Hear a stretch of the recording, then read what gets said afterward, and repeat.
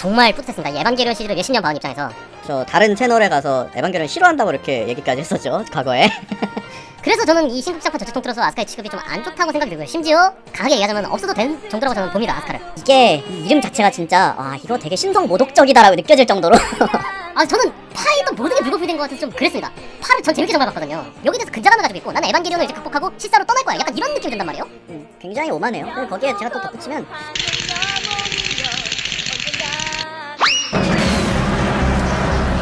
안녕하십니까. 얕지만 넓은 지식을 추구하는 덕후들을 위한 채널, 액다 앤 존이에요. 저는 액다고요. 저는 존입니다. 네, 액다의 존이 이번엔 액다 앤 존이로 돌아왔습니다. 네, 끌려왔습니다. 여러분 반갑습니다. 오랜만입니다. 네, 오늘 저희가 이렇게 모인 거는 빅 이벤트가 한 번 있었죠, 덕후들의.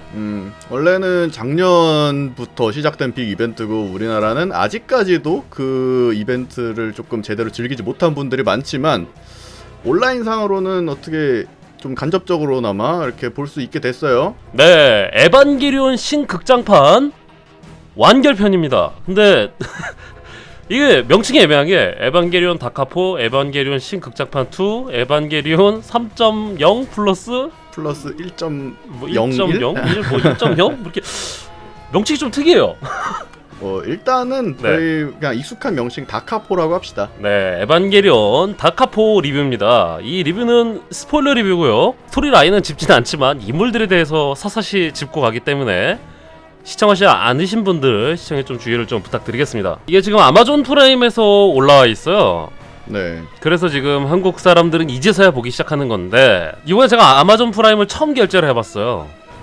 볼 거 많지 않아요? 예, 더 보이즈도 한 번도 본 적 없는데 더 보이즈도 있고 뭐 결제는 잘한 것 같은데 뭐 우리한테 광고 준 건 아니니까.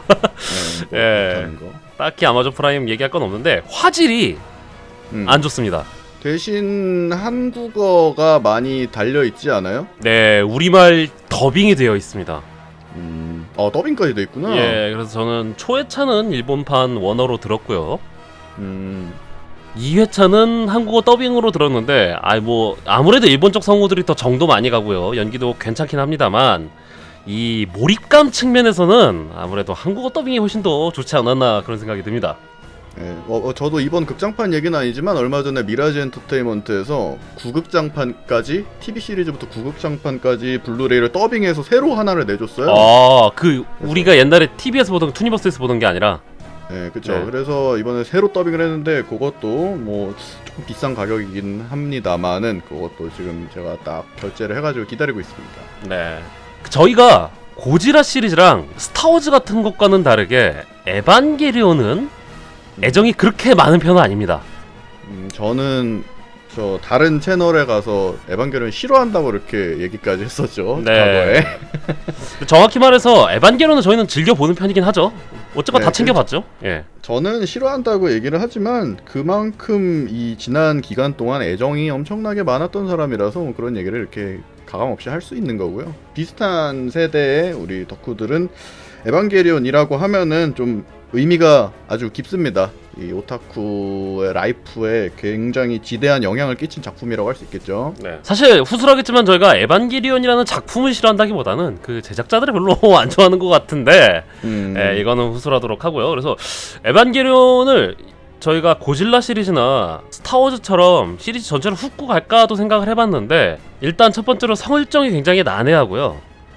국내에 굉장히 전문적인 채널이 많습니다. 저희는 또 틈새 시장을 공략하는 편인데 예, 그리고 저희가 좀 애정도 좀 덜하고요. 팬덤이 워낙에 견고해서 저희가 그분들보다 잘 안다고는 절대 못하기 때문에 정말 가볍게 등장 인물들과 이번 마지막에 신극장판만 단편만 다루고 가도록 하겠습니다. 네. 자, 일단 먼저 외향적인 부분 먼저 다루고 가보도록 하겠습니다.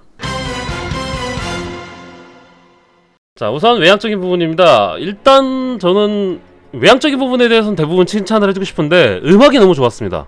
음악은 예전부터 지금까지 꾸준히 안 좋았던 적이 없죠. 예, 그 에반게리온 시리즈 특유의 아이덴티티를 유지하면서 새로운 음악과 아니면 이제 기존의 고전 음악이 서로 융합이 된단 말이죠. 사기스 시로의 음악인데 저희가 뭐 신고시라 때도 칭찬을 하기도 했고요. 항상 사기스 시로가 맡은 에반게리온의 테마는 매 편마다 좋은 게 하나씩 음악이 남아 있습니다. 제 머릿속에는. 그래서 저는 항상 에반게리온 극장판을 볼 때마다 그 음악에 하나 꽂혀갖고는 그 음악만 맨날 다시 듣곤 하거든요. 이번에도 비슷했고요. 근데 항상 비슷한 음악인데도 다르게 리메이크를 해서 리폼을 해서 좋았던 것 같습니다. 음악 부분에서는 이번에 딱 드는 생각은 네. 이게 정말 좋은 음악은 한 번만 딱 잘 만들어 놓으면 그 뒤에 어떻게 어레인지를 해도 계속 좋구나 하는 걸 이번에 딱 느꼈어요. 네. 다 아는 음악들이 깔리거든요. 네. 근데 조금씩 어레인지가 된 거를 들으면서 옛날 생각이 나기도 하고 새로운 느낌이라서 되게 복합적으로 좋은 감정이 드는 그런 기회였습니다. 스타워즈라던가 인디아나 존스라던가 백투더퓨처라던가 이런 영화들 보면은 존 윌리엄스가 맞지 않았습니까? 헐리우드에 존 윌리엄스가 있다면 에바 시리즈에는 사기스 히로가 있다. 이렇게 말해줄 수가 있겠네요. 그 다음이 작화인데요. 작화는 뭐 말할 게 있습니까? 최고죠. 예, 제가 뭐 애니를 그렇게 최근에 많이 본 건 아닙니다만 요 근래 보는 애니메이션 중엔 원탑입니다. 인물들의 모션이라던가 뭐 사실 뭐 전작들도 굉장히 좋았거든요. 뭐 빨대 끝에 이빨로 깨문 작 같은 거 그런 거 표현하는 디테일도 되게 좋았는데 인물들의 모션이라던가 아니면은 색감이라던가 작화 뭐 그 자체라던가 뭐 빼놓지 않을 게 없습니다. 다 좋아요. 이게 작화 면에서는 에반게리온 극장판 정도 되면은 일본에서 혹은 그 다른 나라의 외주 업체들까지도 정말 유명한 제작사들이 다 참여했어요. 맨 마지막에 이제 스텝롤 그 올라갈 때 보면은 정말 유명한 제작사들이 다 참여를 했기 때문에 네. 비주얼이 진짜 전체적으로 최상급인 거는 맞는데 아무래도 에반게리온도 요 근래 그 야로나 때문에 그 제작 환경 때문에 좀 파트별로 들쭉날쭉한 느낌은 조금 있었어요. 그런 부분에 대해서 좀 이야기를 하시는 분들이 많은데 그거를 감안하더라도 진짜 최상급 작화였던 건 맞는 것 같아요. 일단은 좀 양날의 검인데 일단 모션적인 면에서는 3D적인 게 좀 들어갔단 말이죠. 네, 그렇죠. 예, 근데 아스카가 강제로 신지한테 이제 뭐 이것도 안 쳐먹고 뭐 하는 거야 막 그런 장면이 있잖아요. 그 레이션 구겨넣는 장면. 예, 거기서 양갱인지 레이션인지 어쨌건 개인적으로 지나치게 좀 스무스한 느낌 들었거든요. 저희가 폴리곤 픽처스 작화에 대해서 좀 안 좋게 평가를 했잖아요. 좀 부드러운 것도 아니고 뻣뻣한 것도 아니고 이상하다라고 했는데 약간 그 장면은 그런 느낌 나서 좀 개인적으로 좀 별로였어요. 아마 이게 좀 새로운 시도를 하려고 넣은 장면이 아닐까 생각이 드는데요. 근데 약간 그 장면에서 그 인물들의 모션도 그렇고 카메라 워크도 조금 이전 장면들이랑은 튀는 그런 느낌이 있었어요. 예, 이게 후술하겠지만 이게 3D로 이미 한번 만든 다음에 그 다음에 진행을 한 거잖아요. 아마 거기에 일환으로 실사 기반으로 캡처를 해서 그 영향을 받은 것 같긴 한데 이게 개인적으로 실사 영화라고 치더라도 굉장히 좀 이질적인 느낌이거든요. 그래서 애니메이션이라고 하기도 좀 이질적인 느낌이고 실사 기법이라고 하기도 좀 이질적인 그런 독특한 장면인데 개인적으로 저는 좀 불호였습니다. 이거는 좀 후술해야 될 것 같기도 한데 아스카가 이제 리미터로 한번 해제하잖아요. 네, 그렇죠. 후반부에 나오는 클라이막스죠. 이야, 작화가 진짜 작화라고 할까요? 색감이 진짜 끝내주던데요. 근데 그 느낌이 있었어요. 후반부에 그 수트도 그렇고 아스카의 장면에서도 그렇고 무지개색을 이번에 굉장히 많이 쓴단 그쵸? 말이죠. 그 파친코 잭팟이랑 파친코에서 이제 터졌을 때 그 느낌이 무지개색으로 표현이 되는데 이게 모바일 게임에서 가차에서 이거를 엄청 많이 쓰거든요. 이 색깔을. 그게 파친코에서 온 연출이에요. 그래서 에반게리온도 또 파친코로 되게 유명한 작품이 아닙니까? 네. 그래서 그거를 조금 의식한 걸까 싶은 그런 생각도 들어서 조금 웃기더라고요. 네. 무지개색이라는 거 봐. SSR 아스카 떴다 이런 느낌이잖아요. 사실은 의도된 것입니다. 약간 그런 거죠.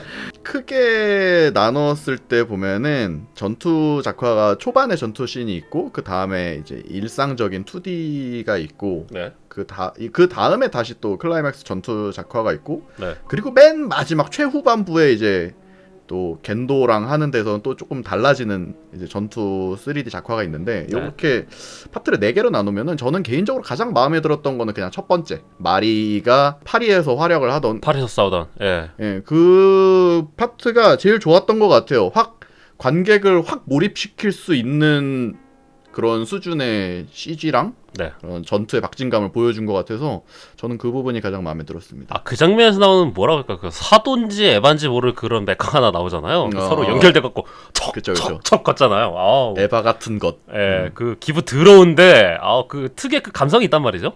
네네. 예, 근데 이게 욕하는 그 느낌이 아니라 그 불쾌한 거에 대한 뭐 묘한 컬트적인 매력이 있잖아요. 예, 그래서 그게 참 마음에 들었습니다. 저희가 뭐 캐릭터도 짚고 스토리도 짚습니다만 에반게리온 시리즈는 캐릭터 그 자체가 굉장히 중요한 시리즈라서 그쵸. 예, 저희가 이번에는 기전체 형식으로 신지전, 아스카 열전 이런 식으로 인물 위주로 한번 다뤄보도록 하겠습니다. 예, 우선은 주인공이죠. 이카리 신지입니다. 개인적으로 저는 이제 신세계 에반게리온 TV 시리즈 같은 경우에는 기억이 그렇게 뚜렷한 편은 아닙니다. 그렇게 유쾌한 기억도 아니어갖고 다시 보기가 은근히 좀 꺼려지더라고요. 쉽게 다시 볼만한 작품이 아니에요. 네, 그래서 고민을 했습니다. 이 리뷰를 앞두고서 아무래도 리뷰하는 입장인데 신세계 에반게리온 정도는 다시 봐야 되지 않을까 싶었는데 안노가 그 얘기를 했죠. 신고지라 제작할 당시에 자기는 처음부터 다시 시작하거나 완전히 엎은 상태에서 시작한다고 얘기를 했잖아요. 네네. 그래서 저는 신세계 에반게리온에 어느 정도 영향을 받았지만 극장판과 신세계 에반게리온은 별개로 봐야 된다고 생각을 했기 때문에 신세계 에반게리온은 과감하게 다시 안 봤습니다. 네, 작가 피셜이니까요. 네. 그렇게 해야죠. 어쨌거나 저는 신세계 에반게리온의 이카리 신지를 정말 싫어합니다. 예, 다시 봐도 그럴 것 같아요. 예, 그런데 전 극장판 신지는 나쁘지 않거든요. 어떤 점이 조금 다르죠? 그 과정이 뭔가 좀 공감이 돼요. 나이 먹고 봐서 그런 건지도 모르겠는데 신극장판의 그 주제 자체가 어른이 되는 과정을 담고 있기 때문에 그 신지가 어른으로 그 변모하는 과정이라고 생각을 해요. 모든 시리즈가. 이 작품이 담고 있는 거는 어른이 되는 과정은 해야 되는 일인데 하기 싫어요. 근데 할 수밖에 없거든요. 근데 그게 제가 어른이 되는 과정에서 저도 그 감성을 느꼈기 때문에 저는 그래서 신지한테 좀 많이 공감이 좀 됐습니다. 큐 같은 경우에는 오히려 안노 히데아키가 정보를 치사하게 차단을 했어요. 관객들한테 신지랑. 그렇기 때문에 저는 신지의 행동, 포스 임팩트죠. 포스 임팩트라던가 카오루의 죽음에 대해서는 진짜 억울한 입장이라고 생각이 들고 엄청 공감이 됐어요. 예, 그래서 다카포 내내 신지가 멘탈 붕괴 상태에 빠져 있잖아요. 저는 그래서 신지가 평소가 옛날 같았으면은 저 잘한다 그러는데 너무 공감이 되는 거예요. 나라면 자살했을걸? 다만 저는 이 신지가 멘탈을 회복하는 과정에 있어서 좀 안타깝다고 느끼거든요. 예. 갑자기 득도를 한단 말이에요. 물론 극중에서는 며칠의 시간이 소요가 됐고 신지 내면에는 여러 가지 심경의 변화가 있었겠죠. 그런데 저는 이게 좀 너무 극박하다고 느끼는 게 서순이 좀 바뀌었다고 생각이 들어요. 물론 안노 히데아키의 의도라던가 후술할 여러 가지 요소들 때문에 이 농촌의 이야기는 앞부분에 있는 게 맞았지만 에반게리온의 팬이라던가 신지와 아스카 이 아이들을 지켜보는 약간 아빠 같은 심정에서는 오히려 이런 게 후반에 배치되는 게 더 좋지 않았나 그런 생각이 듭니다. 어쨌거나 저는 그 신지를 항상 공감해 왔는데 그럼에도 불구하고 신지가 결국에는 어른이 됐단 말이죠. 그래서 이 어른이 됐다는 게 굉장히 흐뭇하더라고요. 뭐 목소리도 바뀌는 것도 있지만 애가 거의 득도해 갖고는 고의로한 건 아니지만 어쨌건 자기의 그 미필적 고의에 의해 터진 것들에 대해서 굉장히 사죄를 한다던가 위기의 순간을 의연하게 넘어간다던가 도망치지 않고 책임감을 가진다던가 그런 부분에 있어서 정말 뿌듯했습니다. 이 에반게리온 시리즈를 몇십 년 봐온 입장에서 드디어 어른이 됐구나. 하산할 때가 됐구나. 예, 됐어 이제 가도 돼. 약간 이런 느낌이었어요. 그래서 스타워즈로 치면 제다이의 기한의 루크가 철부지 같았던 애였는데 딱 그 제다이 마스터가 된 루크의 느낌이라서 저는 정말 좋았습니다. 조니는 어땠나요? 일단은 액단은 지금 극 내에서 신지를 이렇게 딱 느낀 점을 얘기를 해줬는데 저는 일단 신지라는 캐릭터는 안노 히데아키 본인을 투영한 캐릭터라는 걸 전제로 생각을 해요. 지금까지 정황상 그런 것 같고 안노 본인이 말하고자 하는 바를 신지를 통해서 이야기를 하고 있는 것 같은데 신지라는 캐릭터는 지금까지 사춘기 소년이 성장하는 모습을 보여줬단 말이죠. 그 중에 이 작품의 팬층, 특히 오타쿠들이 흔히 공감할 수 있는 그런 성격이었어요. 사람과 조금 단절이 돼 있고 타인과의 소통에도 문제가 좀 있었고 그래서 그런 신지가 그 주변의 친구들이랑 어른들이랑 같이 이제 부대끼면서 그런 과정에서 좀 성장도 해나가고 이런 거를 팬의 입장에서는 감정이입도 하고 응원도 하고 이러면서 지금까지 이렇게 20년 동안 왔단 말이죠. 네. 근데 이번에 갑자기 훌쩍 혼자 어른이 돼서 이 현실에 완벽하게 이제 안착을 했어요. 이 신지를 보면서 액다처럼 조금 흐뭇하고 그런 감정이 들 수도 있는데 개인적으로는 저는 기분이 굉장히 나빴습니다. 이게 왜 그러냐면 신지가 적응한 그 현실이 있잖아요. 현실 세계. 네. 그런 모양새를 한 현실이 정답이고 관객들이 아직까지도 그 가상의 세계에 빠져서 허우적거리고 있는데 뭐 에반게리온 그 작품에 아직도 빠져있는 그 관객들한테 당신들이 좋아하던 에반게리온의 세계는 틀린 거야. 그건 가상이야. 얘들아 정신 차려 라고 안노가 계속 얘기를 하고 있단 말이죠. 그렇죠. 그래서 그 오타쿠들한테 한심하게 방구석에만 있지 말고 좀 문 밖으로 나와봐라. 이런 의도가 담긴 그 일종의 스노비즘이라고 할까요? 안노의 그런 태도가 느껴지기 때문에 기분이 나쁜 거예요. 네. 그래서 이 뭐 아까 얘기했듯이 저랑 비슷한 세대 오타쿠들은 에반게리온이라는 작품이 아니었으면 오타쿠가 되지 않았을 사람들도 있을 정도로 그렇죠. 굉장히 의미가 깊은 작품이란 말이죠. 네, 오타쿠 문화의 상징 그 자체의 한 켠을 차지했죠. 근데 그런 팬들을 자기가 에반게리온이라는 작품을 만들어 놓고 그런 팬들을 이렇게 양산을 하고 그런 팬들의 사랑 덕분에 계속 이렇게 작품을 낼 수 있었는데 그런 관객들을 대상으로 이런 식으로 혼내면서 마치 계몽을 시키는 거. 야, 오타쿠들아, 이게 올바른 거야. 이게 현실이란다. 이런 거를 말해주는 거는 이게 올바른 상업 작품 제작자의 태도인가 하는 그런 생각이 이번에 또 들었습니다. 그래서 좀 신지를 보면서 네. 흐뭇함보다는 안노가 이 제작자가 하고 싶은 메시지를 담았다라고 생각을 했기 때문에 조금 기분이 나빠졌다 뭐 그런 이야기입니다. 사실 이게 안노가 처음 이런 건 아니고 엔드 오브 에반게리온 구극장판을 봤으면은 거기서도 똑같은 이야기를 했고 오히려 거기서는 더 심했죠. 직설적으로 얘기했어요. 지금은 되게 빙빙 돌려서 예쁘게 말하려고 하는데 그때는 정말 직설적으로 팩트를 꽂아갖고 그때도 기분이 나빴는데 뭐 안노는 딱히 사람이 변하진 않은 것 같습니다. 자 여기까지 하고 네 신지에 대한 코멘트는 뭐 작품 외적으로 봤을 때는 이렇게 조금 기분 나쁜 점이 있었다 뭐 그런 얘기입니다. 네, 신지랑 관련된 거는 안노 히데아키랑도 굉장히 밀접하게 되는데요. 사실 안노 히데아키의 페르소나잖아요, 신지는.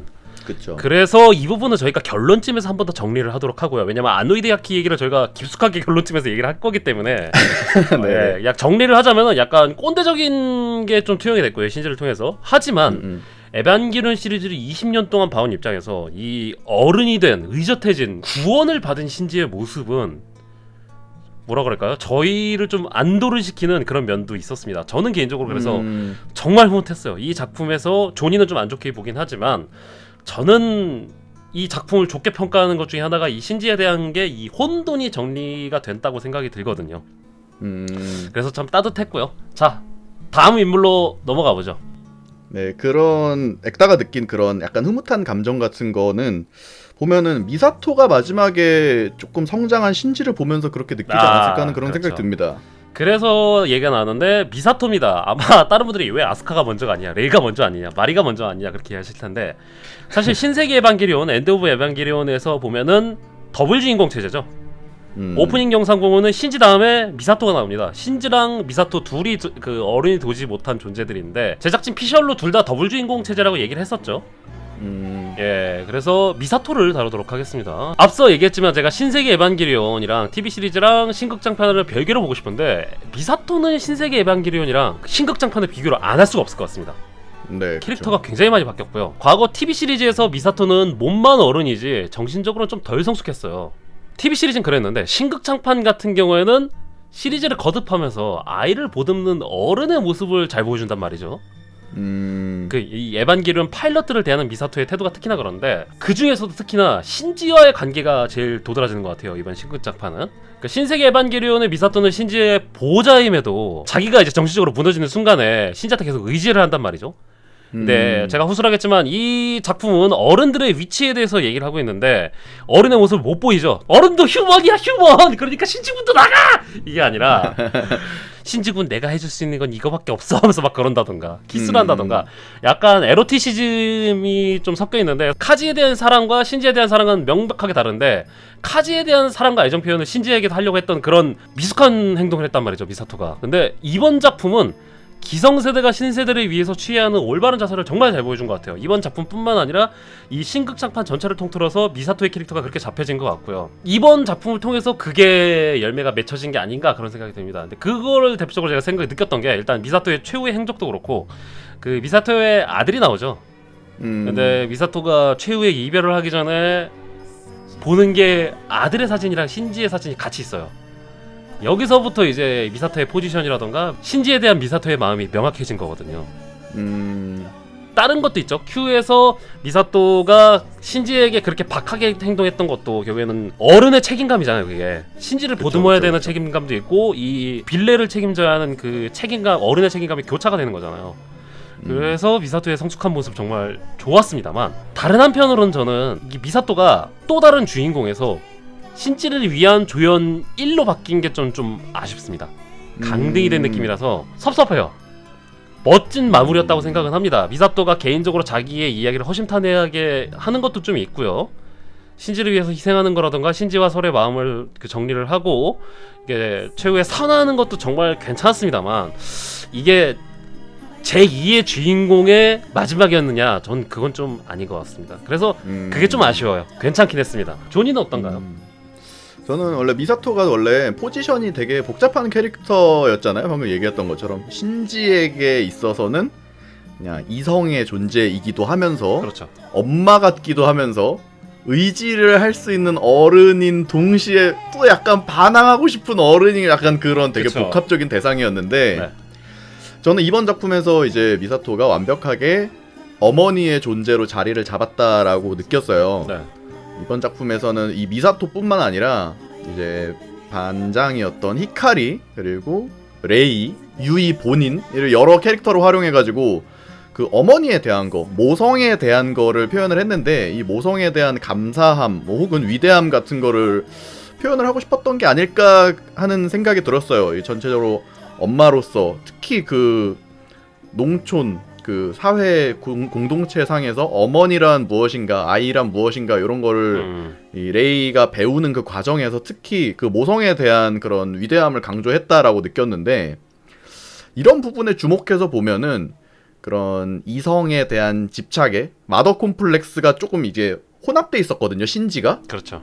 신지가 여자를 바라볼 때는 그냥 단순히 연애 대상도 아니었고 엄마에 대한 그런 마더 콤플렉스가 약간 혼합이 돼 있었는데 그랬던 신지가 지금은 다른 이성들을 어떻게 대하는지 그 변화를 보면서 아 신지가 이런 상황, 이런 심리 상태에서 이렇게 바뀌었구나 하는 거를 같이 이해를 할 수가 있게 됐거든요. 그래서 이번에는 그런 신지의 변화와 함께 미사토가 어머니적인 존재로 변화하는 거를 잘 보여줬다. 저는 잘 마무리가 되었다라고 생각을 하고요. 네.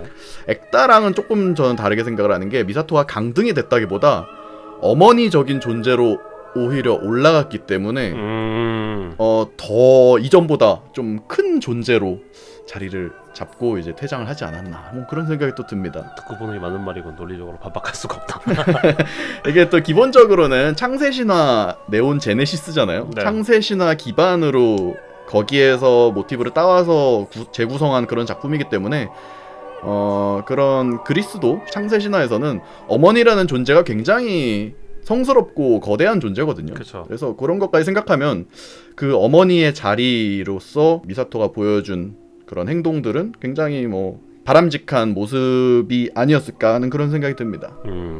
네, 미사토는 이렇게 얘기를 하고요. 그 다음이 정말 논란의 인물입니다. 최고 논란의 인물 중에 하나죠.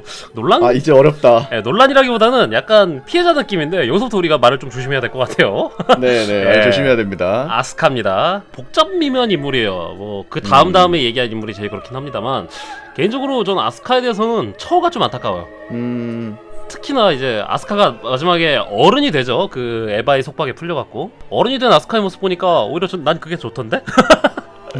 네, 어쨌거나 좀 짠하더라고요. 이게 어른이 된 모습이. 그러니까 신지도 성장을 했지만 육체적으로 성장한 건 최후반부에 나오는 거고 이제 아스카는 이제 뭐 원래 뭐 결핍이 있는 약간 어른 그런 느낌이었잖아요. 그쵸. 그런데 이번엔 육체적으로도 성장을 하고 뭔가 좀 바뀌었단 말이죠. 그래서 이걸 보면서 전 좀 짠했어요. 아스카도 이제 다 컸구나. 약간 그런 느낌이 코미쓱 약간 이런 느낌이었는데 예. 많은 분들이 아스카가 이제 메인 히로인에서 강등이 된 거에 대해서 좀 불만이 많으시잖아요. 굉장히 조심해야 되는 발언이긴 한데 신지랑 안 이어져도 된다고 생각을 합니다. 그러니까 굳이 그렇게 중요하다고 생각하진 않아요. 근데 문제가 뭐냐면은 그럼 아스카의 존재가 의의인데 신지와 아스카의 그 감정 빌드업과 정리 과정이 조금 더 신극장판 전체 통틀어서 할애가 됐으면 어땠을까 그런 생각이 들어요. 오히려 그 이루어지지 못한 첫사랑 같은 그런 느낌이 더 들어갖고 안타까웠을 텐데 아예 서술 자체를 거의 안 한단 말이죠. 아스카 내면에는 집중을 합니다. 이 영화는 아스카의 내면에 집중하는데 아스카와 신지의 그 서로 감정이 쌓이는 과정이라던가 아니면은 서로 감정이 찢어지는 그 과정이 뭉뚱그려서 묘사가 됩니다. 그래서 좀 그게 굉장히 아쉽거든요. 그래서 저는 이 신극장판 전체 통틀어서 아스카의 취급이 좀 안 좋다고 생각이 들고요. 심지어 강하게 얘기하자면 없어도 된 정도라고 저는 봅니다. 아스카를. 예, 이게 후술한 인물 때문에 더 그렇긴 한데 그래서 많은 팬들이 더 분노하지 않았나 싶어요. 물론 이제 신진 아스카랑 이어져야 된다 하고선 저한테 이제 돌을 던지시는 분들도 계시겠지만 중요한 건 그거라고 생각해요. 아스카랑 안 이어지게 할 거였으면은 나도 너 좋아했어. 너 좋아해줘서 고마워. 근데 전 이 대사 보면서 진짜 얼탱이 없었거든요. 둘이 좋아했긴 했던 거야? 약간 그런 느낌이 들더라고요. 약간 서로 관심은 있었겠지. 애잔한 느낌이 없었어요. 신세계 에반게리온 TV 시리즈에서 둘이 아주 달달 볶고 연병을 떠잖아요. 둘이서. 그쵸. 그거에 비하면 신극장판은 굉장히 미흡했기 때문에 저는 오히려 아무것도 아닌 느낌이라서 좀 안타깝고 좀 화가 났어요. 화가 나는 정도까지는 아니고 좀 안타까웠어요. 애절한 느낌이 없어서. 그 둘 사이에 꽤 많은 감정이 얽혀 있는 상태였고 네. 그 감정이 지금 굉장히 깨끗하게 정리가 됐잖아요. 깨끗하게 정리가 됐는데 그 과정을 관객들한테 안 보여주다 보니까 이거 왜 이렇게 되는 거지? 거기다가 켄스케까지 이제 이 관계에 들어오면서 아니 그럼 신지랑 아스카랑 이렇게 그건 알았어. 그러면 근데 켄스케는 뭐가 어떻게 된 거지? 그래서 인간적인 관계상으로는 그렇게 물음표를 띄우게 되는 그런 극장판이었던 것 같은데 네. 그거는 인간적인 관계였을 때의 이야기고 자 이번 극장판에 오면서 아스카는 굉장히 비인간적인 캐릭터로 이제 확정이 났어요. 그쵸. 그냥 겐도의 계획, 그 겐도의 큰 그림 안에 겐도가 계획한 그 수단 중에 하나였단 말이죠. 저는 그저 임팩트를 위한 기계일 뿐이지. 레이랑 크게 다름없는 그런 존재가 돼버려가지고 네. 와 이거는 조금 그러니까 인간에서 그런 인간 같은 무언가로 강등이 된 거잖아요. 네. 그래서 일단 결론적으로 이걸 얘기를 하면 팬들이 받아들이기에는 그냥 뭐가 됐든 엄청 급작스러웠어요. 그쵸. 그래가지고 요거는 정말 많은 잘못이 있었다라고 생각을 합니다. 저도. 그리고 아스카는 주역 중에 하나인데 약간 도구로 활용된 느낌이 없잖아 있네요. 그 얘기를 들어보니까 지금. 그쵸. 네. 이번 극장판에서 아스카에 대한 대우와 그 설정에 대한 그 과정에서의 뭐라고 할까요? 그 배려심이 부족했다고 할까요? 예, 그래서 이것도 조금 기분이 나빴습니다. 이번에 아스카에 대해서 조금 해결된 거는 그거였죠. 왜 그녀의 눈에 안대를 씌웠나요?에 대한 데프콘 형님께서 물어봤었죠. 네, 직접 그 물어봤어요. 답변을 그 답변을 클라이막스에서 볼 수 있었어요. 일단 아스카 얘기는 이렇게 하도록 하고요. 뭐라 그럴까요? 아스카랑 관련된 부분에 있어서 정말 조심스럽습니다. 네, 아스카 팬덤이 굉장히 강하기도 하고요. 그쵸. 그리고 빡칠만 했거든. 약간 뭐라 그럴까요? 애들의 투정 가치도 들릴 수가 있는데 그럴 거면 애초에 아스카를 넣지 말았어야지. 그런 생각이 들어요. 그리고 저는 그런 투정, 팬들의 투정이 분명히 있을 거란 말이죠. 아스카 너무 처우가 안 좋아요. 이런 거 자체가 안노 히데아키는 아니 왜 거기에 그렇게 감정이입을 하는 거니 너희들은? 그거 다 아니야. 그거 그냥 만들어낸 얘긴데 너무 감정이입하지 마 라고 할 거거든요. 쥐가 그렇게 만들어 놓고 그래서 두 번 화나 진짜로. 네, 아스카는 일단 이렇게 얘기하도록 하고요. 어떻게 불러야 될까요? 아야나미 레이? 아야나미 시리즈입니다. 소쿠리상 네. 닮은 사람. 개인적으로 저는 아야나미 레이를 히로인으로 봤습니다. 미사토와 신지가 이어지는 게 좋다고 했습니다만 어쨌거나 신극장판은 저는 에반게리온 파가 진짜 제 인생 알바 중에 하나거든요. 그렇기 때문에 아야나미와 신지의 관계를 전 정말 애절하게 봤어요. 그랬는데 이렇게 처우를 할 줄 몰랐어요. 자 일단 자. 모르겠어 좀. 어떻게 네. 명칭을 어떻게 할까요? 전야나미, 후야나미 이렇게 할까요? 이게 검은 레이라고 하더라고. 아, 그 후반에 나온 애를. 네, 그래서 지금 이제 그 마을에서 같이 농사짓던 그게 검은 레이고, 네. 나중에 그 엔트리 플러그 안에 있었던 것 같은 그게 이제 원래 아야나미 레이죠. 그러니까 원래 아야나미 레이는 정말 좋았는데 그러고 나서 이제 Q에서 알고 보니까 실패했고 짭이 새로 나왔다 그래갖고 이게 허탈감이 있잖아요. 이게 물론 이게 그 신세계 에반게리온 TV 시리즈에서도 이게 똑같이 있었죠. 그 레이라는 캐릭터의 그 비극성이 참 그런 맛이 있기는 한데, 자 그러면 이제 새로운 레이에 정을 붙이게 했단 말이죠. 예, 그래서 저도 신지랑 같은 마음이었어요. 아, 이 안노이드 야키가 대단한 게 신지랑 저도 마음가짐이 똑같았어요. 얘한텐 정 주기 싫어. 너는 아야나이가 아니야. 받아들일 수 없죠. 예. 초반엔. 이 검은 레이가 점점 성장하는 과정에 우리 지켜보잖아요. 그리고 신지랑 점점 이제 가까워진단 말이죠. 그 과정을 보면서 좋아, 합격 이렇게 되거든요. 아, 그랬는데 그냥 대가리를 거기서 날려버려요. 아, 역시 안노이데야키 그냥 쉽게 넘어가는 법이 없구나. 아마 신지가 마음을 강하게 잡는, 그러니까 이미 마음은 정리가 됐는데 싸움을 결의하는 계기를 위해서 이 검은 레이를 이제 날려버리지 않았나 싶습니다. 그쵸. 이제 그게 완전히 트리거가 됐죠. 그래서 이 쿠로레이가 죽고 나서 허탈해하는 상태에서 이번에는 초호기 안에 원래 레이가 나옵니다. 혼돈스럽더라고요. 그 정을 주는 게, 아 잠깐만, 나는 원래 그 레이가 좋아서 그 쿠로레이한테 정을 떼줬다가 쿠로레이한테 정을 붙이니까 쿠로레이는 죽어서 이제 레이는 죽고 없어, 우리 가수 속에 살아있었다 그랬는데 그 레이가 나와요. 근데 외형도 살짝 다르죠, 장발이라서.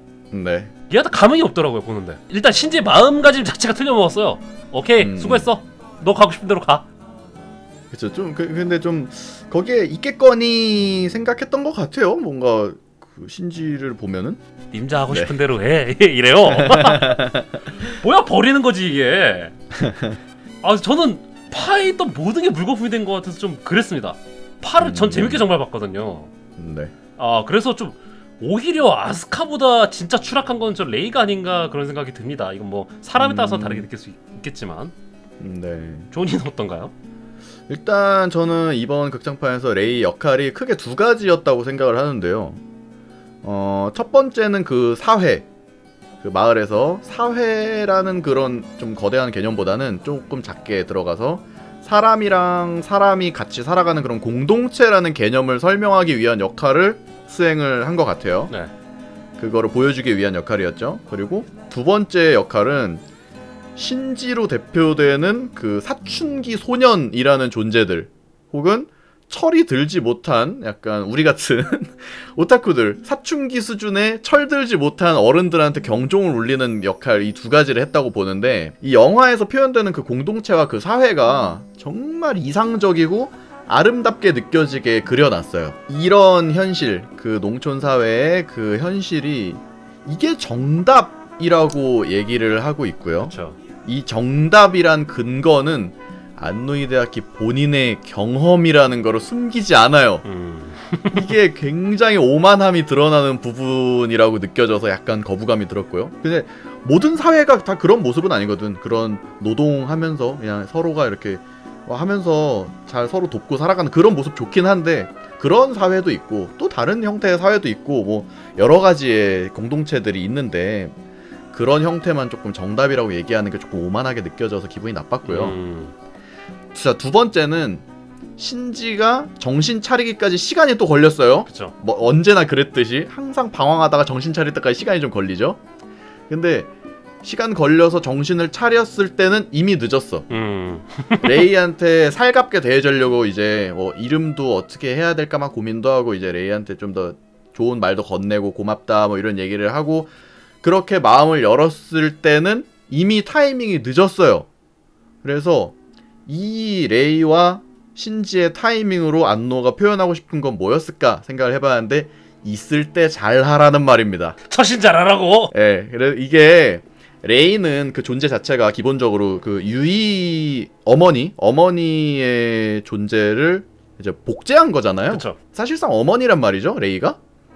그래서 그 어머니와 같은 존재라는 점을 또 고려를 하면은 어머니한테 있을 때 잘 해드려라 에? 그게 친엄마든 아야나미 레이든 새엄마든 쿠로 레이든 이게 뭐 나를 아껴주고 생각해주는 사람이라면 좀 더 살갑게 대해주라는 그런 메시지가 아닐까, 있을 때 잘하라는 그런 안노의 메시지가 아닐까, 뭐 그런 생각을 해봤습니다. 그렇겠네요. 이게 예, 이런 의미가 아니라면 정말 되게 쓸모없는 캐릭터예요. 제가 생각했을 때 이 의미여야만 해.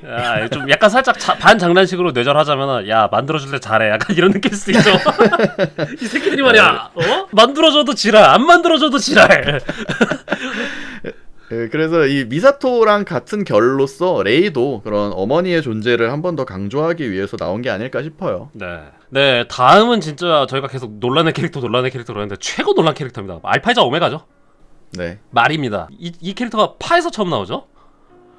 뭐야 싶었어요. 너무 이제 나왔던 캐릭터들 계속 나오니까 살짝 새끼 담당 겸 리프레시하기 위해서 그냥 조력하는 캐릭터이지 않을까 싶었는데 갑자기 안방마님이 됐고요. 그리고 결정적으로 이제 저 같은 라이트한 팬들은 얘 기원을 잘 모르죠. 그쵸. 저 나무위키 보고 알았어요, 저 얘는. 사실 깊은 팬들도 이 캐릭터의 기원과 이 캐릭터의 정체에 대해서 잘 모릅니다. 뭐야 얘는 뭐야 도대체 정체는 뭐며 왜 넣은 거야 도대체. 이게 물음이 될 수도 있고요, 분노가 될 수도 있습니다. 왜 넣은 거야 이거를. 조니는 말이 어떻게 옵니까? 저는 할 얘기가 없어요. 알지도 못하고. 대신 더 제가 얘기를 많이 하겠습니다. 네. 일단 마리가 엔드 오브 에바 때는 없었고 이번에 생긴 이유는, 이것도 작품 외적으로 좀 봐야 되는데 안노 히데아키의 와이프를 투영한 캐릭터가 아닐까 하는 그런 예상들이 많습니다. 그렇죠. 아주 강하게 느껴지죠. 네, 이게 작품 내적으로는 이 신지를 현실이랑 그 사회에다가 안착하게 만들어주는 역할이에요. 그렇죠. 그리고 많은 문제들을 해결해줍니다. 아주 이상적인 이성인 동시에 굉장히 전능한 존재예요. 네. 보면은 되게 많은 걸 알고 있고 뭐 많은 문제를 해결하고 그런 식으로 그려지는데, 에바 파일럿 중에서 가장 이 작품에서 주장하는 어른에 가까운 캐릭터죠. 이 말이라는 캐릭터는. 그렇죠. 그래서 이런 점을 봤을 때는 안노가 그 이상적으로 생각하는 그 현실, 자기가 성장한 이유는, 자기를 성장하게 해준 것은 역시 자기 와이프기 때문에 이 와이프를 이 마리에다 투영해서 또 보여주는 게 아닐까. 안노 본인이 이 와이프 덕분에 자기 삶을 구원받았기 때문에 작품에서 표현하고자 한 것 같아요. 네. 그래서 뭐 그거는 일단 그렇게 예상을 하고 있다라는 거를 일단 깔아두시고, 그런 전제를 깔아두고 좀 이야기를 이어가면, 마리에 대한 그런 논란이랑 해석이 굉장히 많잖아요. 그렇죠.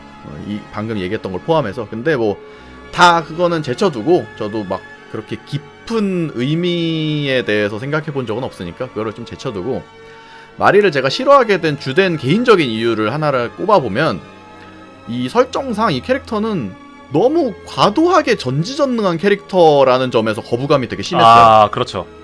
이게 왜 그러냐면은, 이게 만화책 마지막 권에서도 나오는 캐릭터인데, 신지가 아주 어릴 때부터 존재하던 그런 엄마의 후배죠.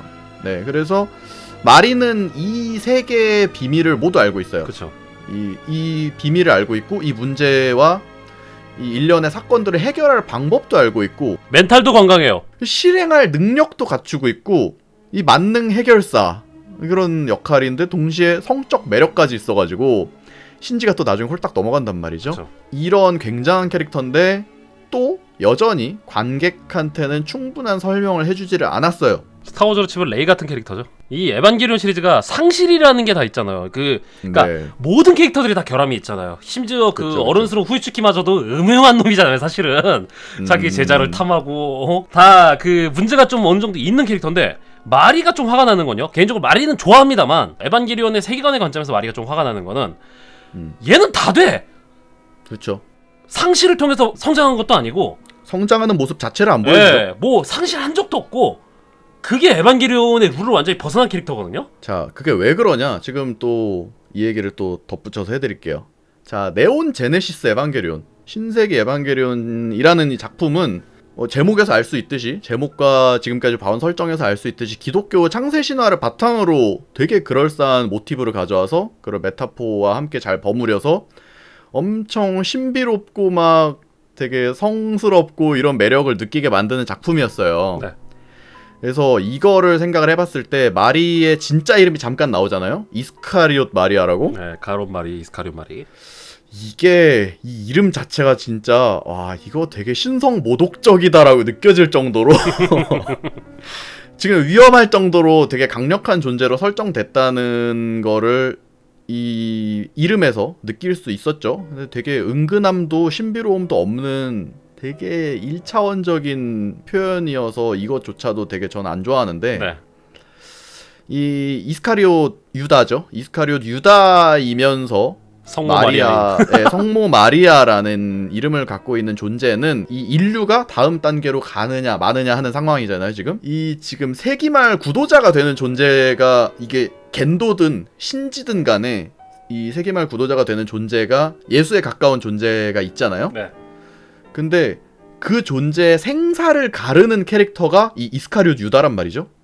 유다면서 마리아이기 때문에 그 생에는 마리아가 있고 사에는 유다가 있는 그런 존재인데 이런 거를 전체적으로 설정을 봤을 때 에반게리온이라는 작품 자체가 이런 마리가 없었다면 아예 성립조차 하지 않았을 거라는 말이랑 똑같아서 그쵸. 이런 먼치킨 캐릭터에 대해서 더더욱 거부감이 드는 것 같아요. 그거랑 별개로 외적으로는 좀 마리를 좋아합니다. 캐릭터의 기믹이라던가 어디가 큰 여자라던가 아니면 뭐 멘탈이라던가 그런 거 좋아요. 좋은데 그쵸. 이게 그러니까 성우들도 얘기를 했잖아요. 이 작품을 탄력을 받기 위해서 투입된 조역일 거라고 다들 생각을 했단 말이에요. 모두가 성우들조차도 그쵸. 그 선을 넘어버렸기 때문에 이 캐릭터가 좀 살짝 마음에 안 들게 되는 거죠. 캐릭터 디자인이라던가 뭐 성격 그런 거 다 마음에 들어요. 성우 연기라던가. 제가 좋아하는 장면이 또 그 비스트 모드거든요. 파에서 음악도 정말 좋고요. 그 마리의 분투라던가 뭐 다 좋은데 왜 선을 넘는 거야? 그니까 이거 너무 선을 넘었다. 팬들이 곱게 못 볼 이유가 있다. 하지만 매력은 있다. 이렇게 좀 정리할 수가 있을 것 같고 다음 캐릭터는 겐도입니다. 근데 전 개인적으로 항상 그랬지만 전 겐도를 정말 싫어요. 가장 아쉬운 인물인데 왜 아쉽냐면 묘사가 아쉬운 게 아니라 묘사가 아쉽죠. 엔더 에반게리온처럼 사체로 씹혀 먹혔어야 됐어요. 그런 이 새끼 그쵸. 지 그 이기적인 행동을 위해서 몇 명이 갈려나갔는데 그렇게 곱게 죽어? 깨달음을 얻고? 뭐 해피엔딩은 아니죠. 결국에는 유이를 못 만났으니까. 그쵸. 그럼에도 불구하고 너무 난 배알 꼴려. 그냥 갈려 죽었어야 했는데 이 새끼는 그냥 진짜 씹어먹어도 시원치 않은 판인데 겐도 곱게 죽은 게 전 정말 마음에 안 들었고요. 일단 겐도라는 캐릭터는 이제 저희가 계속 얘기했지만 대부분의 히로인들이 그 마더콘이 지금 대입이 되잖아요. 미사토라던가 레이 뭐 아스카 마리 뭐 다 그렇게 어머니에 대한 존재인데 정말 극단적인 존재가 실제로 존재하는 아버지라는 존재거든요. 그래서 안도이 데카 아버지랑 무슨 일이 있었나? 뭐 아무래도 좀 그런 생각을 하게 되죠. 네, 그런 생각을 하게 되면서도 지금 안도이 데카가 자식이 없습니다. 이 말은 즉슨 본인이 되게 아버지가 되기를 꺼려하고 되게 두려워한단 말이죠. 예, 그래서 신지랑 겐도는 둘 다 안노이드야키의 양면성을 가지고 있는 캐릭터가 아닌가 그런 생각이 들어요. 항상 에반게리온 시리즈는 안노이드야키의 자전적인 내용들이었기 때문에 어둠의 안노인 거죠. 이번 작의 신지는 빛의 안노라면은 그래서 어둠의 안노인 것도 있고 다른 면으로는 조니의 주장과도 좀 어느 정도 상통이 되는데 팬들과 안노의 관계가 투영이 된 것 같아요. 겐도 같은 경우에는 지금 받아들이지 못하고 어른이 덜 된 팬들인 거고 신지 같은 경우에는 이제 비로소 성인이 된 안도이 데아키가 투영이 된단 말이죠. 그래서 이 부분에서 좀 기분이 좀 안 좋고요. 조니는 이 어떻게 보시나요? 일단은 뭐 되게 흔히 겪는 아들과 아버지의 갈등이랑 뭐 아주 크게 다를 바는 없어 보이는데 그 싸움을 엄청난 스케일로 한다는 거 정도 그것만 좀 다른 거고 네. 뭐 흔하죠. 오이디푸스 콤플렉스라던가 그런 느낌으로 이제 아들이랑 아버지랑 갈등을 하는 건데 이런 관계에 대한 부분은 저는 뭐 크게 뭐 코멘트 할 건 없는 것 같고 네. 이 갈등 과정에서 특촬 팬으로서 주목하게 된 게 있습니다. 이 파트의 연출이죠. 특촬물 세트장을 활용을 했어요. 아주 지금까지 보지 못한 파격적인 연출이었는데 이게 뭐 단순히 3D 그래픽 전투씬이 조금 구리다 뭐 이런 이야기도 있는데 네. 이거는 의도적인 연출이다라고 생각하는 사람들과 그런 의견이 좀 상충하기 때문에 그래픽 부분은 굳이 이 자리에서 뭐 토론을 하지는 않을게요. 네. 근데 자, 이 왜 하필 특촬물 세트장을 보여줬느냐에 대해서 지금 저는 얘기를 할 건데, 안노는 특촬물에 굉장히 심취해 있어요. 우리가 다 알고 있죠. 그리고 조예도 굉장히 깊은 걸로 알고 있었는데, 그렇죠. 이번에 나온 작품의 전투 연출에서 조금 개인적으로 저는 선을 넘었다고 생각해서 거부감이 들었어요. 특촬의 관점에서. 네, 특촬물에서의 금기가 있어요. 터부시 되는 게 있는데 이게 세트장의 표현이거든요. 아하.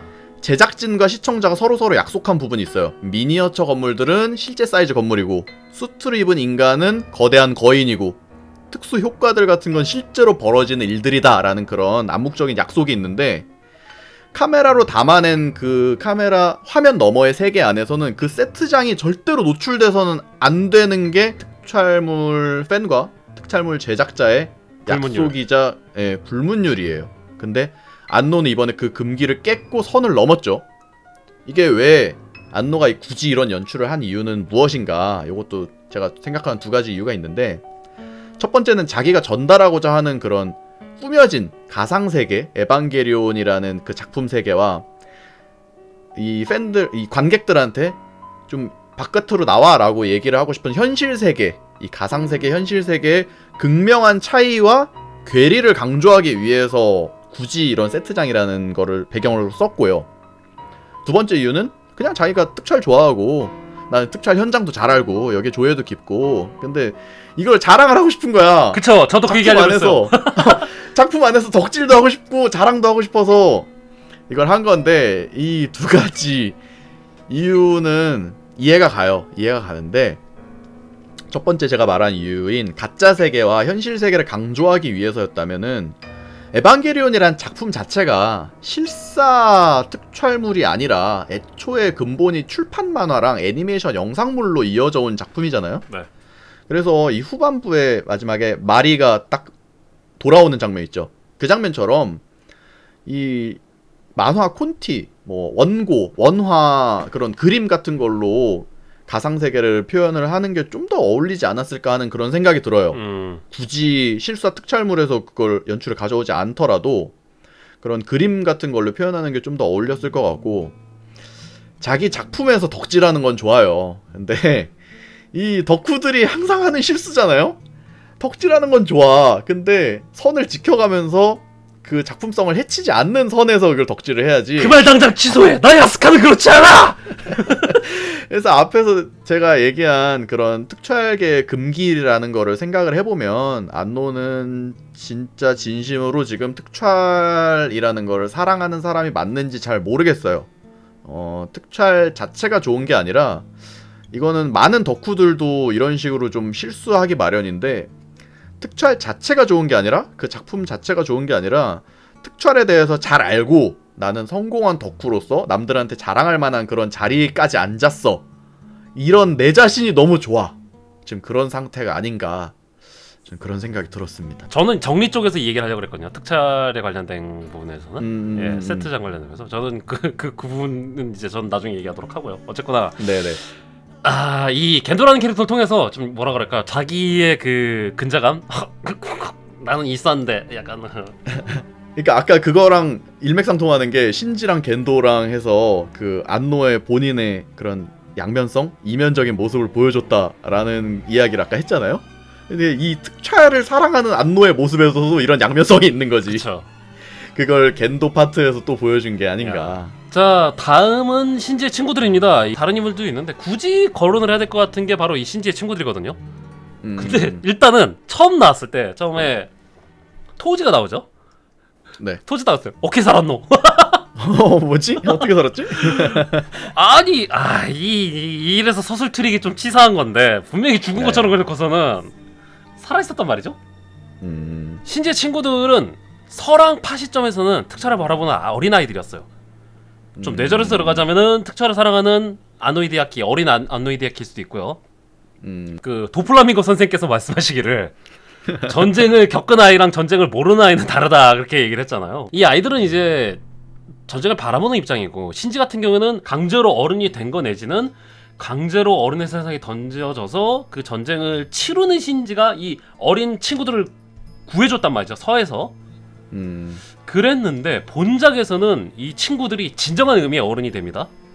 그렇죠. 예. 입장이 좀 역전됐어요. 그리고 나서 이 신지를 어떻게 말하면 구출을 해주고 구원을 해주고 보듬어줍니다. 신세대를 대하는 기성세대의 올바른 행동과 그렇지 못한 행동을 딱 신지와 친구들로 통해서 보여준 것 같아요. 몸만 컸지 그 물만 바뀌었지 실제로 어른이 내면에 어른 되지 못한 신지는 이 친구들이랑 갈등도 빚기도 하고요. 굉장히 고통스럽게 막 있는 거 티 다 내면서 이렇게 친구들을 구해주는데 친구들 같은 경우는 이미 다 내려놓고 이해해주고 그렇게 보듬어줘서 신지를 구원해준단 말이죠. 그래서 이 친구들이 이 작품에서 이야기하고 있는 어른이 되는 과정, 올바른 어른이라는 주제와 굉장히 밀접해서 이 친구들의 등장에 대해서는 굉장히 칭찬을 해주고 싶고요. 올바른 등장이라고 생각을 합니다.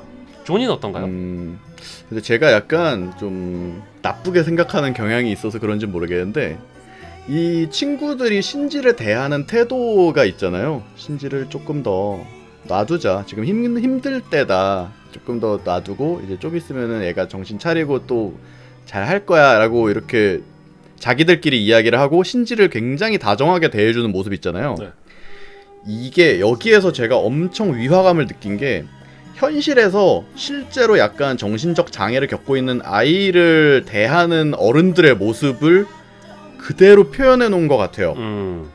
이게 어른이 마땅히 해야 될 책임감이 있는 모습이라고 할까요? 네. 그냥 정말 다정하게 대해주고 조심스럽게 대해줘야 되는데 여기에서 사실은 그 일본 사람들이 이야기하는 겉으로 보여지는 모습과 안에 생각하는 속마음이 다르다라는 이야기를 종종 하잖아요. 그걸 혼내라고 하는데 네. 그 혼내를 표현한 거는 직설적인 아스카고 그 나머지 친구들은 겉모습으로 당연히 응당 어른이 해야 되는 모습을 보여주는 약간 그런 위화감 같은 게 느껴져서 아 살짝 여기서도 조금 기분이 나쁘려고 했어요. 네, 그래서 뭐 어른들이 이렇게 좀 신지를 도와주는 모습 같은 거는 뭐 보기 좋을 수 있으나 이렇게 저처럼 좀 삐딱하게 생각을 한다면 좀 이런 식으로 바라볼 수도 있지 않을까 그런 생각이 들었고요. 네. 근데 먼저 또 얘기했던 어떻게든 이 친구들이 살아남아서 공동체를 이루고 사는 거 뭐 어떤 상황이 닥치더라도 이렇게 잘 모여서 살아남는다라는 게 또 그런 인류의 위대함, 약간 인간 참가스러운 부분 그런 거는 저는 뭐 좋다고 생각을 했어요. 그 친구들이 어른의 포지션으로서 한 역할은 관객을 혼내기 위한 역할이었어요. 여기도 여전히 엄친 딸의 그런 역할을 굉장히 훌륭하게 수행을 했다고 생각해요. 야 옆집에 그 저기 토우지는 누구랑 결혼도 하고 애도 가지고 의젓해졌다더라. 야 겐스케는 맨날 그 덕질하더니 그 서바이벌 덕질하더니 그 자기 적성 살려가지고 마을에서 막 모두 막 하고 일도 잘하고 근데 너는 왜 너는 집구석에 앉아갖고 이 게임기만 쪽을 딱 밥 버리고 갖다 주는 거나 먹고 말이야. 응? 우리한테 하는 얘기죠. 예. 집구석에서 그렇게 가만히 있지 말고 밖에 나가서 사람도 좀 만나고 돈도 벌고 그래야지. 그런 관객을 혼내기 위한 역할로서 굉장히 좋은 역할을 수행을 해줬다. 그렇게 생각을 합니다. 이게 혼내는 방식도 좀 차이가 있는 게 그렇게 그런 혼내는 관점에서 본다면은 그러니까 저는 혼내는 관점에서 그렇게 많이 동의는 못 하거든요. 조니의 그 의견에 대해서는.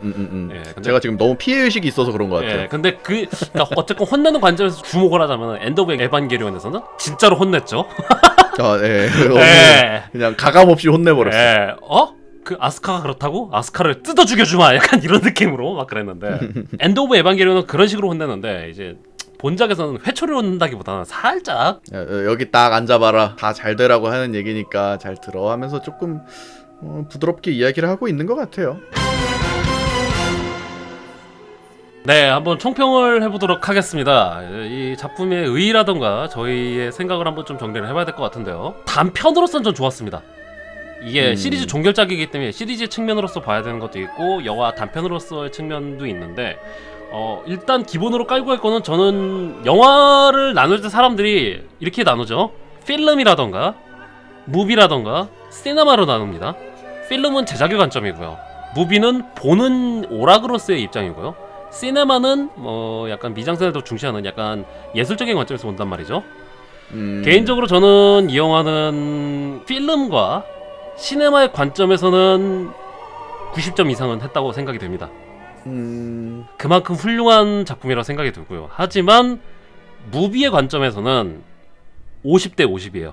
장점이 굉장히 극명하고요. 단점도 굉장히 극명합니다. 그러니까 신세계 에반게리온 시리즈가 어쩔 수 없는 운명이라던가 어른이 되는 과정의 혼돈 그 자체를 담았단 말이에요. 에반게리온 신극장판, 특히나 이 자카포 같은 경우에는 성숙한 어른이 되는 과정이라던가 성숙한 어른이란 무엇인가를 담고 있다고 저는 생각을 해요. 그러니까 어른되기 프로젝트 이런 거죠. 이거 저는 그 과정이 굉장히 설득력 있다고 보고 있어요. 안노 히데아키는 여전히 좀 철없는 어른 같지만 안노와 신지는 이 작품을 통해서 구원을 받고 어른이 된 것 같아 보입니다. 굉장히 차분해지고 유해진 것들을 통해서. 특히나 앞서 언급을 했지만 저는 신지의 구원과 성숙함에 대해서 너무너무 마음에 들었고요. 한편으로 마음이 따뜻해졌어요. 그래서 작품 보길 잘했다, 기다리길 잘했다 그런 생각도 들었습니다만 저는 아쉬운 게 좀 큰 게요. 캐릭터에 대한 예우가 좀 아쉽습니다. 아까 계속 얘기를 했죠 저희가. 네네. 네, 그리고 에반게리온 시리즈의 장점은 뭐 메카라던가 뭐 사도의 디자인, 뭐 미장센도 있지만 온갖 인간 군상극이 저는 최고 장점이라고 봐요. 약간 왕좌의 게임처럼 각각 캐릭터 하나하나가 다 매력이 있단 말이죠. 근데 작별하기에는 그 전원일기가 그 작별하는 그 장치 중에 하나였단 말이죠. 좋았어요. 좋았는데 너무 네. 소수의 캐릭터에만 그게 몰빵이 됐다고 저는 생각을 해요. 그래서 그게 좀 아쉽습니다. 저는 이 작품 안에 담긴 그런 주제 자체는 되게 하나하나 떼어보고 보면은 괜찮은 것 같아요. 네. 근데 그렇게 약간 인간 본성을 꿰뚫어보는 그런 주제라고 할까요? 네. 약간 올바른 바람직한 인간은 이래야만 해라는 그런 메시지가 아무래도 있었기 때문에 네.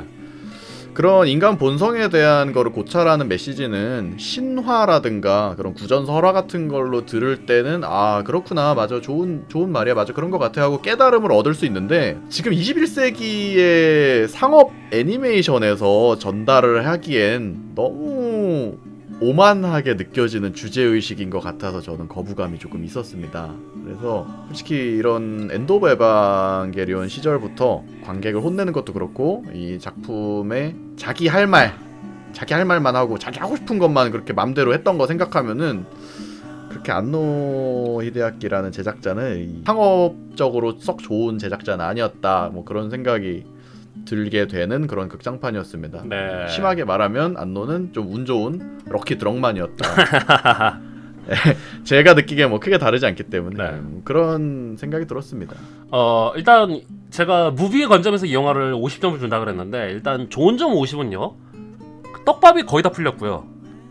역대 최대 분량의 에반게리온입니다. 2시간 반이죠. 애니메이션 기준에서 초장편인 거고 영화 기준으로도 긴 편에 속하는 거죠. 근데 굉장히 내용이 꽉꽉 차 있어요, 사실. 그동안은 너무 좀 뭉뚱그리는 게 많았잖아요. 물론 뭐 여러 가지 설정에 대해서 뭐 야시오리 작전은 뭐 일본 전역에 전기를 끌어오는 뭐 그런 거는 뭐 설명이 쭉 있었는데 세계관의 밑바탕을 까는 그 추상적인 것들에 대해서는 굉장히 뭉뚱그려서 지나갔단 말이죠.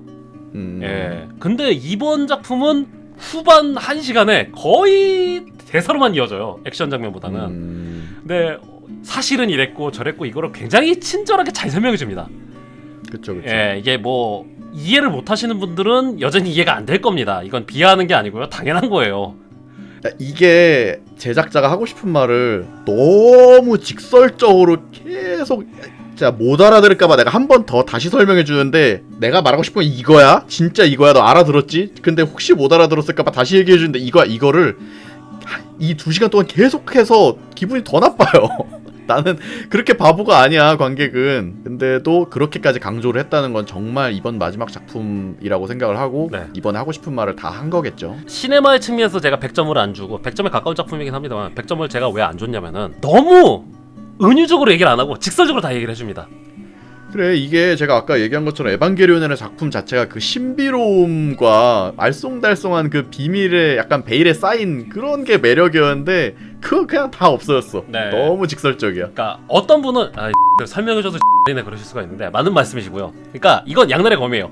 사실 뭐였지?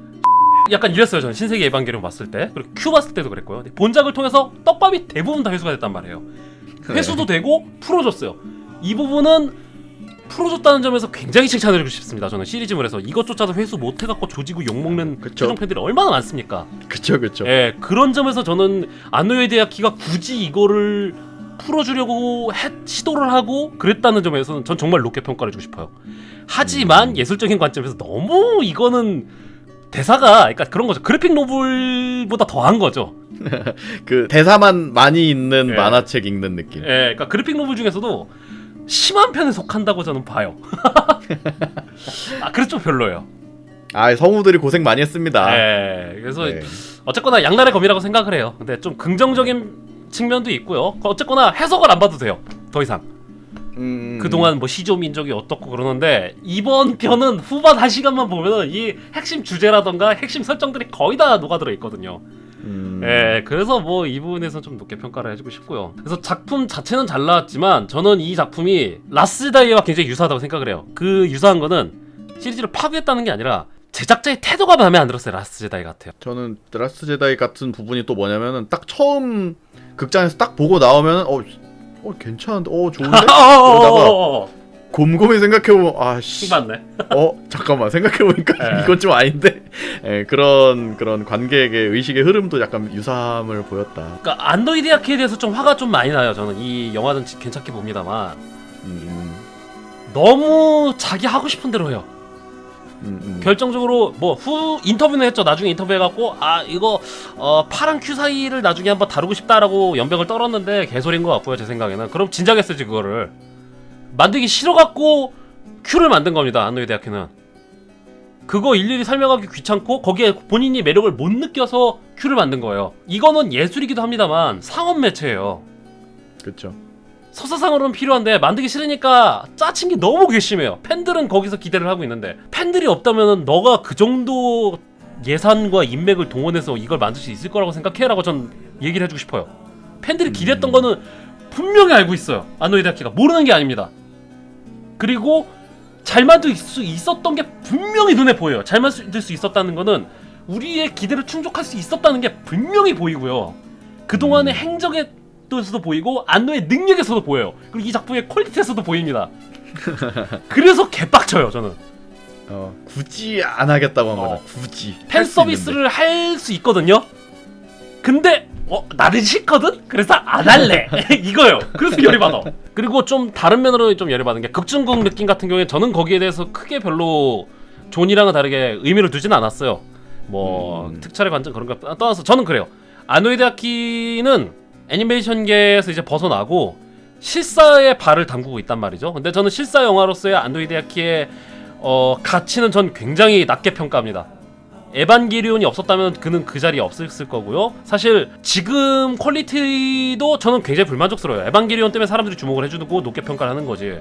나는 이제 실사 영화 찍어. 그래서 내가 실사 영화에서 좀 봤던 것 좀 이 영화에서 좀 녹아내야지 하고서 자랑하는 것 같아요. 예, 조니가 얘기했던 것처럼 자랑하는데 전 굉장히 기분 나쁘고 화가 납니다. 기타노 타케시를 예를 좀 들어야 될 것 같은데 기타노 타케시가 기존의 문법이라던가 영화 문법이라던가 그런 거에 많이 벗어나서 좀 호불호가 갈립니다만 어쨌거나 자신만의 특색이 있어서 굉장히 좋은 평가를 받아요. 자신만의 새로운 무언가가 있단 말이에요. 그래서 기타노 타케시의 영화 전 정말 좋아하고요. 영화를 하는 사람들은 기타노 타케시의 영화를 굉장히 좋게 평가합니다. 하지만 저는 안노이 데아키 실사 영화는 지나치게 혼돈에 가득해요. 근데 이 혼돈에 가득하다는 건 예술적인 측면의 혼돈이 아니라 그냥 존나 못 만들었어요. 편집이 그냥 대학교 1학년, 영화과 1학년이 만든 것 같아요. 애니에서야 써야 되는 그런 기법을 영화에서 쓰고 그래서 저는 안노이 데아키의 실사 영화관에 대해서 굉장히 낮게 평가를 하는데 여기에 대해서 근자감을 가지고 있고 나는 에반게리온을 이제 극복하고 실사로 떠날 거야. 약간 이런 느낌이 든단 말이에요. 굉장히 오만해요. 거기에 제가 또 덧붙이면 네. 이 사람이 좋아하는 게 또 울트라맨이란 말이에요. 근데 스브라야 프로덕션이랑 관계가 있는 그리드맨 애니메이션을 보거나 네. 트리거 작품이죠. 그리드맨 다이나제논 애니메이션을 보거나 요즘 나오는 울트라맨 TV 시리즈 혹은 극장판을 보면은 그것들이랑 비교했을 때 안노 수준은 굉장히 떨어지거든요. 근데 지금 나오고 있는 울트라맨 관련 콘텐츠만큼의 퀄리티를 안노가 보여준 적이 없어요. 네. 그래서 굉장히 오만하다는 거예요, 저는. 네, 그러니까 저희가 신고지라 때도 얘기했죠. 신고지라는 특촬의 측면에서 그렇게 대단한 작품은 아닙니다. 현대적인 해석을 했다는 거에 대해서 약간 뭐라 그럴까요? 오마주에 있어서 의의는 있지 기념비적인 작품은 아니거든요. 신고지라는. 저희가 신고지라에서 안노이 데아키의 높게 평가하는 부분 중에 하나가 바로 행정체계를 잘 묘사를 했고 인간 분산극을 잘 이끌어갔다는 걸 저희가 높게 평가를 하잖아요. 엔드 오브 에반게리온이라던가 이 에반게리온 시리즈도 사실 작화 같은 거라던가 그런 것도 좋지만 사실 저는 액션 연출보다는 인간의 심리극이 있었기 때문에 에반게리온 시리즈가 있다고 저는 생각을 해요. 그쵸, 근데 굉장히 착각을 하고 있는 것 같아요. 자기 스스로에 대해서. 그 개인적으로 저는 주제 의식을 전달할 때 가장 좋은 각본가와 연출가의 자세는 화두를 던져놓고 우리한테 생각을 할 수 있게 여건을 조성을 하는 게 전 좋다고 생각을 해요. 그죠. 그 인간이 관객이 보면은 자연스럽게 도출해낼 수 있는 그런 환경을 만들어주는 거. 네, A라고 생각할 수도 있고 B라고 생각할 수도 있게. 이 세상이 썩었어. 왜 나쁜데? 아무튼 썩었어. 이게 아니란 말이에요. 생각을 하게 해요. 봉준호 감독의 영화가 왜 좋게 평가를 받습니까? 흑백 논리가 있는 게 아니에요. 온갖 계층을 보여주고 거기에 대해서 결론을 내려주는 게 아니라 관객이 생각을 하게 하는데, 이 안노이 데아키의 이 에반게리온 다카포 같은 경우는 결론을 완전히 내려버렸어요. 그냥 자기가 하고 싶은 연설하는 거잖아요. 바람직한 어른의 모습은 무엇입니까, 여러분? 이런 거잖아. 이런 어른도 있고 저런 어른도 있어. 그럼 좋은데, 그러니까. 나는 여러분 저는 구원 받았거든요. 근데 난 이렇게 좋았어요. 그러니까 뭐 아프니까 청춘이 나야? 너무 꼴 같지 않더라고요 저는. 네. 그래서 결론은 그겁니다. 항상 에반게리온 시리즈는 안노이 데아키의 자전적인 경험이 굉장히 강했죠. 하지만 그게 우리의 공감을 이끌어냈기 때문에 에반게리온 시리즈가 좋게 평가를 받았습니다. 하지만 이거는 이제 더 이상 우리한테 공감을 이끌어내기가 힘들어요. 그렇죠. 돈 내고 보는데 안노이 데아키의 구원을 우린 돈 내고 보는 거예요. 오타쿠 문화라는 게 사실 해줘 이게 좀 있는 건 별로 안 좋죠. 올드 팬들이 항상 그게 문제잖아요. 스타워즈가 아주 대표적이죠. 그렇죠. 하지만 그럼에도 불구하고 리메이크를 하고 시간이 지나면은 뽕을 채워줘야 되는 게 있거든요. 팬들을. 어느 정도는 충족을 시켜줘야 되는 거지. 예, 근데 자기만 충족을 시켜줬다고 봐요 저는. 물론 이게 절대적으로 팬을 충족 안 시켜줬다는 건 아닙니다만, 완전히 지극히 다른 매체들에 비해서 안노이 데아키 중심적이고 안노이 데아키만을 위하고 안노이 데아키의 구원을 위한 영화이기 때문에 저는 에바입니다. 이 영화 에바네. 에반데. 예. 에반데. 삼진 에바로 기각입니다. 예. 아이고 에바 팬들아, 엔더 에반게리온 때 속았는데 또 속냐? 그런 생각이 들어요. 저는 그래서 라스트 제다이급으로 참담하거나 화가 나지는 않는 거는 말이죠. 이럴 줄 알고 나 에반게리온 시리즈에 정을 안 줬어요. 아이씨 부럽다. 젠장. 사실 신극장판 언제 나와 다들 아우성을 칠 때도 저는 그냥 뭐 궁금하긴 해요. 궁금하긴 해서 기다리긴 하거든요. 딱히 안 나와도 상관없어요. 전 그런 입장이었어요. 정을 안 줬어요 저는 에반게리온 시리즈에. 에반게리온 시리즈에 그렇게 정을 안 준 나조차도 좀 시원섭섭한 감정이 드는데 골수 팬들은 어땠을까 그런 생각이 드네요. 골수팬은 또 속았고요. 예. 네. 그냥 다시 한번 이 작품과 이 제작자에 대해서 생각해보게 되는 좋은 기회였습니다. 네. 이 본인도 안노이 데아키 본인도 완벽한 어른이 아니라는 걸 이번 작품에서 증명을 했어요. 네, 성숙해진 건 맞습니다. 근데 완벽하진 않아요. 성숙한 어른이 됐는데 자기가 생각하는 그런 완벽한 어른이 되진 않았어요. 이걸 보니까 이게 사실 완벽한 어른이라는 건 없죠. 그 완벽한 모습의 어른이 된다라는 건 그런 불가능하다라는 거를 느끼고 겸손하게 그렇게 겸손해지는 게 좀 좋은 어른이고 현실적인 어른이라는 거를 아직도 안노는 깨닫지 못한 것 같아요. 근데 그런 주제에 자기가 이제 경험하고 그런 판단한 게 정답이라고 착각하는 그런 15살 사춘기 소년 같은 그런 감독이 만든 작품이 되겠네요. 그래서 그런 거를 다시 한번 확인하는 그런 계기가 됐습니다. 그럼에도 불구하고 시리즈의 관점으로 봤을 때 떡밥들도 해결이 되고요. 설명도 정말 잘해줬고요. 일부 팬들은 불만족스럽지만 어쨌거나 나름대로 그 작품 속에 등장하는 대부분의 인물들이 구원을 받았고 어쨌건 마무리 졌다는 거에 대해서는 전 좋게 평가를 하고 싶습니다. 다만 네. 안노이 데아키에 대해서는 이 작품을 말미암아 여전히 불신을 가질 수밖에 없는 그런 신기한 영화가 됐네요. 영화 자체는 괜찮았는데 제작자는 더 싫어하게 됐다. 이렇게 된 이상 반대로 생각해볼까? 이 제작자는 이 작품 안에 캐릭터들을 잘 마무리하기 위해서 자기 자신을 희생시킨 거야. 반대로 그렇게 한번 생각을 해볼까? 아무튼 하여튼 안노가 좀 어른이 덜 된 거는 그 다큐멘터리 있잖아요. 4년간의 기록. 다큐멘터리 그거 좋습니다. 그거 한번 또 기회 되시는 분들 한번 그거 보시면은 더 빡치실 겁니다. 네, 더 많은 생각을 할 수 있게 될 거예요. 네, 어쨌거나 예술가의 측면에서는 전 좋게 보고요. 시리즈 팬의 측면에서는 정말 안 좋게 봅니다. 네, 저도 이 오타쿠로서 이 작품에 대한 거는 그래도 좋은가 나쁜가로 판단하면 전 좋은 편에 속한다라고 생각을 하고요. 네. 그리고 특촬 팬의 입장에서 굉장히 기분이 나빴다. 네. 네, 이 정도로 뭐 마무리해보죠. 네, 이 정도로 마무리하는데 딱 하나 더 궁금한 게 있어요. 뭐죠? 조니는 에반게리온도 어느 정도 좋아하고 울트라맨은 진짜 거의 원탑급으로 좋아하잖아요. 네. 이 작품을 보고 나서 신 울트라맨은 어떻게 전망하십니까? 제가 아까 꾸준히 얘기했던 이 특촬을 대하는 제작자의 오만함이 느껴지는가 안 느껴지는가가 신 울트라맨 평가의 잣대가 될 것 같고요. 네, 지금까지 속았으니까 이제 보긴 볼 텐데 일단 크게는 기대 안 하고 있습니다. 왜냐면은 이 사람이 특촬을 어떻게 대하고 있는지 이번에 좀 어느 정도는 간접적으로 체험을 했기 때문에 일단 크게 기대하지는 않게 됐고요. 안노 히데아키 재밌는 사람입니다. 이게 좀 계속 그 비슷한 부류의 사람들이랑 자꾸 비교를 하게 되는데 미야자키 하야오나 네.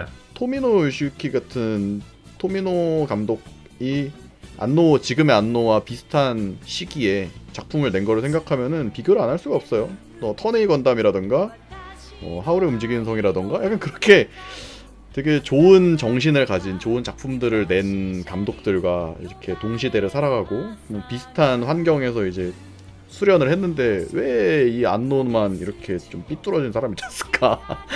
그런 생각을 하고 있습니다. 마무리 지으려고 했는데 딱 한마디만 더 하겠습니다. 네네네. 안노는 에반게리온 시리즈 때문에 굉장히 성공을 했지만 굉장히 많이 상처를 받았잖아요. 네. 예. 그러고 나서는 깝치고서 신극장판 만들었잖아요. 이럴 거면 이질할 거면 시작을 하지 말든가. 내 말이. 근데 자기도 그건 거야. 그 엔드 오브 에바 때 자기 자신이랑 와이프를 만난 이후에 자기 자신이 삶이 다르니까 이제 그거를 또 완벽하게 구현을 해보고 싶었던 게 아닐까. 예. 그러니까 그렇게 예상합니다. Q 이후로 정말 만들기 싫었다가 신고지라를 통해서 본인이 어느 정도 자신감을 찾았다가 했잖아요. 존나 꼴 같지 않습니다. 진짜. 시작을 하지 말든가. 아마 저희 리뷰 보시고 공감하시는 분들도 계시겠지만 아마 공감 못 하시는 분들이 더 많으실 것 같아요. 네, 많을 것 같아요. 예. 저도 그쪽이 더 많을 거라고 생각합니다. 저희가 스타워즈 시리즈도 어느 정도 염두하긴 합니다만 어쨌거나 에반게리온 시리즈는 저는 그렇게 많이 전문적인 편도 아니고 팬들이 사랑이 깊고요. 그리고 좀 뭐라 그럴까요? 그 방향성이 좀 많이 궤를 다른 작품들에서 달리하기 때문에 굉장히 조심스럽습니다. 그래서 저희가 하는 발언들이라던가 의견에 대해서 좀 불만 있으신다던가 아니면 틀리다고 생각하시는 거는 댓글로 달아주시면 정중하게 받아들이도록 하겠습니다. 하지만 너무 피디 올리지는 말아주셨으면 좋겠어요. 좀 너그럽게 봐주셨으면 좋겠습니다. 제가 지금까지 리뷰했던 작품들에서는 네. 그래도 좀 긍정적으로 평가하려고 하는 그런 노력들이 있었는데 네. 제가 이번에는 굉장히 네거티브한 자세로 이번에 리뷰를 진행을 했잖아요. 네. 그래서 제 의견에 되게 반대되는 생각을 하시는 분들이 많을 텐데 그런 분들은 이제 댓글로 네. 액다한테 욕을 좀 해주시면은 액다가 알아서 처리해 주실 겁니다. 어차피 제 채널에 올라가니까. 네, 저는 댓글 안 볼 거고요. 네. 네. 어쨌거나 저는 이 작품 재밌게 봤고요. 마무리 잘 졌다고 생각이 듭니다만 단지 안노 히데아키가 싫을 뿐입니다. 네. 네. 이렇게 마무리 접어보도록 하죠. 자, 난 한 50분 할 줄 알았는데 1시간 반을 녹음을 했네요. 와, 또 우리는 왜 녹음하면 1시간 이내에 해본 적이 없어. 편집을 어느 세월에 다 하냐 이걸. 자, 이렇게 에반게리온 시리즈 전체 다 다루고 싶었지만 아쉽게 딱 간편으로 다룰 수밖에 없었고요. 이렇게 마무리해보도록 하겠습니다. 재밌게 보셨다면 구독, 좋아요 그리고 알림 부탁드리고요. 지금까지 전 액다의 조니의 액다였고요. 그리고 액다 앤 조니의 액다였고요. 저는 존이었습니다. 감사합니다. 안녕 모든 에반게리온. 다시는 만나지 말자.